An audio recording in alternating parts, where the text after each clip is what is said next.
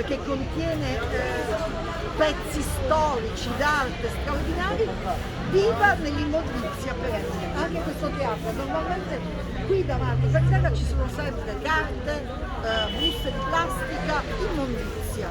Quindi bisogna pulire e bisogna, io mi rivolgo, questa manifestazione, mi faccio proprio lontano, è rivolta soprattutto alla gente di Napoli.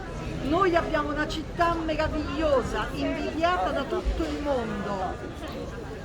Anche altre città sono sporche, ma anche la nostra è sporca, quindi dobbiamo pulirla, ci dobbiamo abituare a non buttare niente per terra. Non lo faremo nelle nostre case, non butteremo per terra un gelato, una plastica, una bottiglia, una lattina, la butteremo in un luogo giusto, corretto, nella destinazione d'uso precisa. Dobbiamo abituarci a non buttare le cose per terra. C'è una responsabilità chiaramente degli abitanti del quartiere. Allora, il comune e la sovrintendenza già hanno fatto una cosa molto importante per noi, hanno ripulito il Circo di Forcella, che era un immondezzaio a cielo aperto.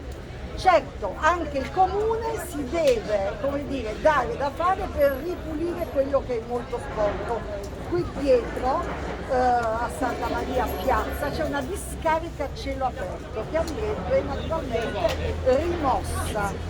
Ma sottolineo, questa manifestazione non è tanto contro le amministrazioni, ma vuole chiedere alla gente di avere cura della nostra città, perché la città è nostra, Napoli è nostra, questa strada è nostra, io ci vengo quasi tutti i giorni, deve essere mantenuta pulita, questo è il problema principale. Ci dobbiamo abituare a non sporcare, perché quando anche il comune viene a pulire, dopo un'ora c'è qualcuno che butta le cose per terra e ritorna sporco, questo è. Quindi scusi, il teatro come luogo di cultura ma anche di impegno civico in questo senso? Assolutamente, perché il teatro è un polo di cultura che deve andare incontro, che si deve aprire alla città e la città deve poter entrare nel teatro.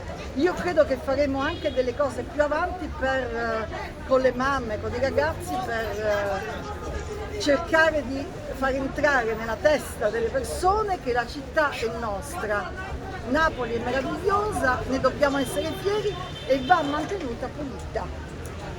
Prego.